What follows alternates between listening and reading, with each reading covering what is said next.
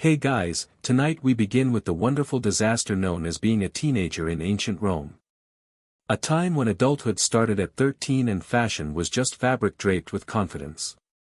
So before you get comfortable, take a moment, like the video and subscribe, but only if you genuinely enjoy what I do here. And let me know in the comments where you're tuning in from and what time it is for you.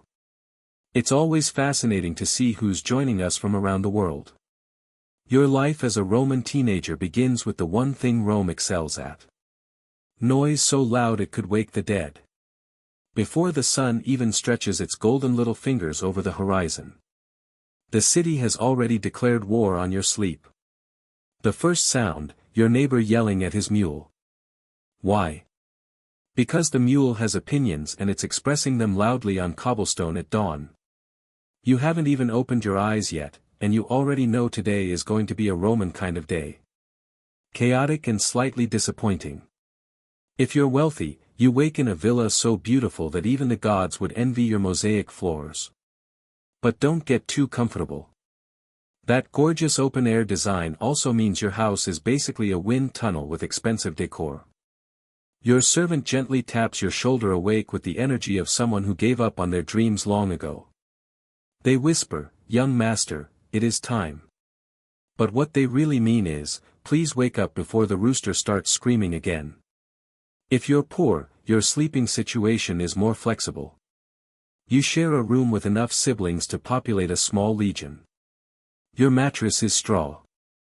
And you know it's morning because your brother just rolled off his half and onto your face. The rooster is screaming outside. The neighbor is arguing about bread prices already. And you seriously consider inventing the modern door just to shut out the noise. The smell of Rome hits you next. A cocktail of olive oil, warm bread, incense, smoke, sweat, and whatever mystery liquid your upstairs neighbor threw out the window last night. Privacy. Never heard of her. Peace. She moved away years ago. Your feet hit the floor. Cool terracotta tiles for the upper class. Cool packed dirt for everyone else. Either way, it's cold enough to make you question all your life choices. You stumble through a maze of random household objects, jugs, baskets, sandals, your father's tools, and at least one cat that refuses to move because it is in its own mind a minor deity. And then, as if on cue, the city cranks the volume up another level. Vendors shouting about fresh fruit that definitely isn't fresh. Bakers bragging about their bread as if it's a political achievement. Street children running around like caffeinated centurions. This is your morning. This is Rome. A city that doesn't gently wake you. It grabs you by the tunic and says, "Rise, shine, survive." Breakfast in ancient Rome is underwhelming. Calling it a meal is generous. It's more of a suggestion, a whisper of food, a small edible gesture to convince your stomach not to file a complaint with the gods. You shuffle into the main room of your home, still half asleep and already annoyed at the world. Outside, the streets roar with life. But inside, your family is preparing, the Roman breakfast, which has the nutritional excitement of a beige wall. If you're from a wealthy family, your breakfast might include bread dipped in honey, dried fruit, olives, maybe some cheese. Basically, snack food your rich uncle pretends is light and elegant, when in reality, it barely registers as sustenance. Slaves bring the food out with the look of people who know you're about to complain no matter what they serve. If you're from a poorer family, your breakfast is simpler, much simpler. Bread. Just bread, possibly hard bread. The kind of bread that if thrown at someone could cause permanent emotional damage. You may soften it in watered wine, the Roman version of life hack, but it still tastes like regret with notes of grape. And speaking of wine, yes, Romans drink watered wine in the morning. Not because they're trying to get tipsy before lunch, but because water in Rome has the personality of a questionable pond. The teenagers of Rome drink diluted wine and call it hydration.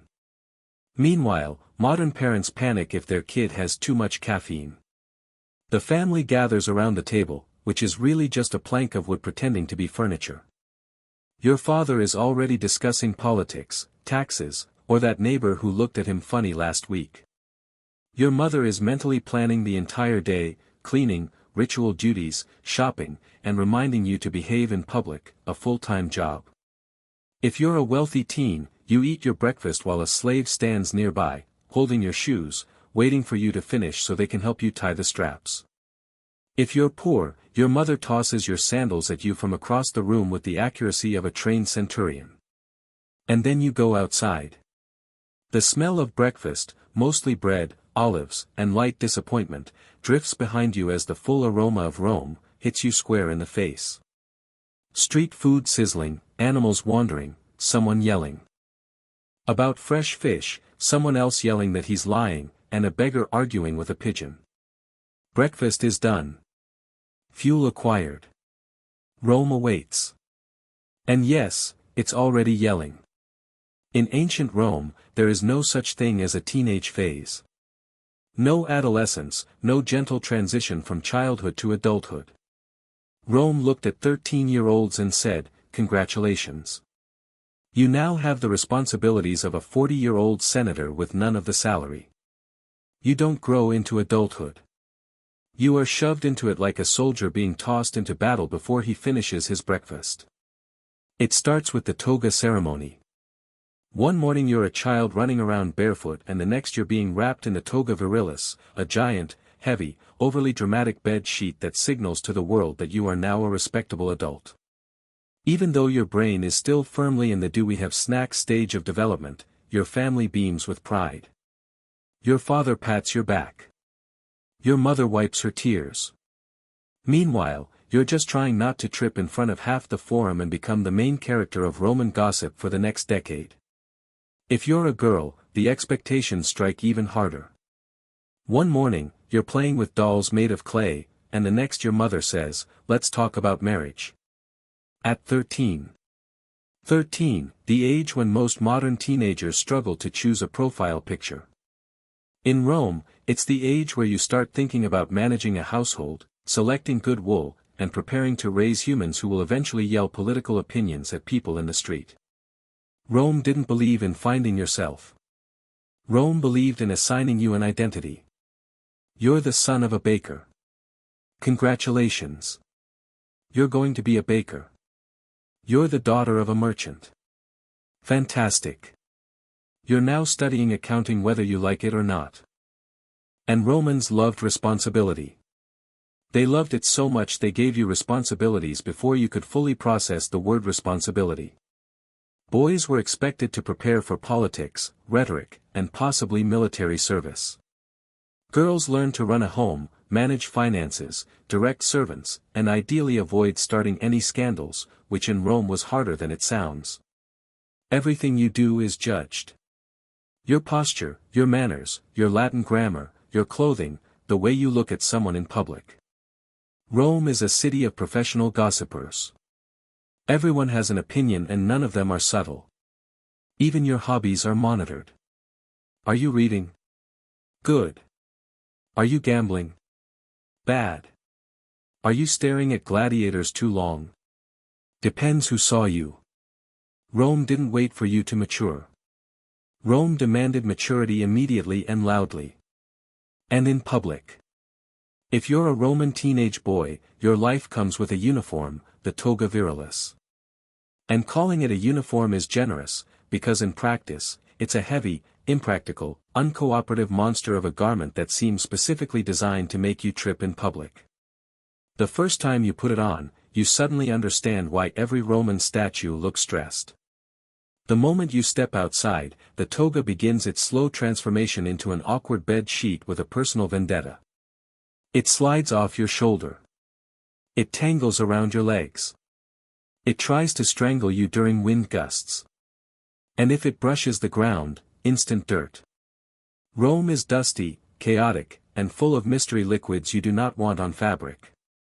But you wear it anyway because it announces to the world, "I am now a man."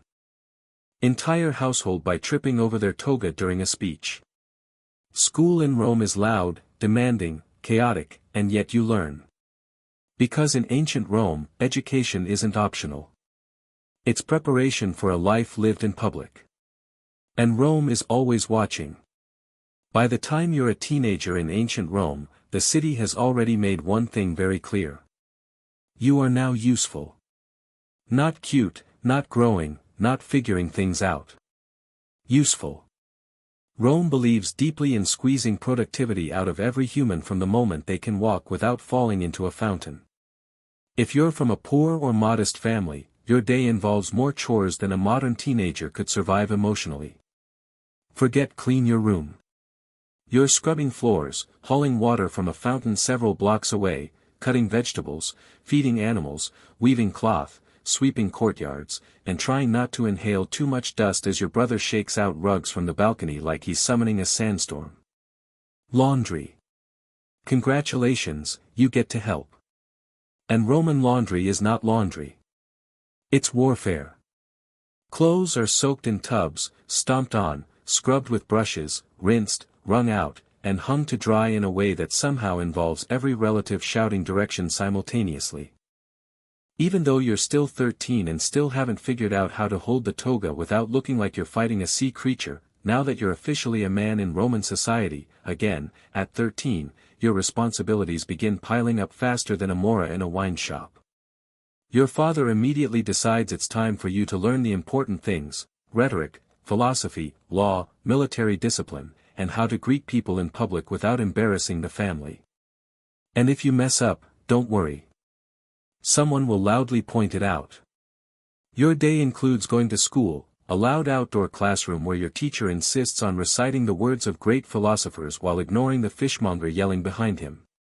You spend hours copying Greek passages, memorizing speeches, and practicing arguments. Romans adored arguing. They trained for it like athletes. You learn to debate everything. Politics, poetry, architecture, whether your friend's haircut looks stupid, all valid topics. After school, you might accompany your father to the Forum, the beating heart of Rome. Here you observe politics in action, senators lying with conviction, merchants shouting about prices, and public speakers gesturing dramatically enough to accidentally hit bystanders. Your father whispers, "One day this will be you." While you're thinking, "One day, I hope I learn how to walk in this toga." You're also expected to show virtues, Roman courage, and discipline. This includes training your body, practicing with wooden swords, and learning how to march like a tiny, unimpressive legionary. Being a Roman teen boy isn't relaxing. It's a marathon of expectations wrapped in fabric. But hey, at least your sandals are comfortable. Usually, if you're a teenage girl in ancient Rome, your life doesn't gently unfold. It snaps into place like a trap.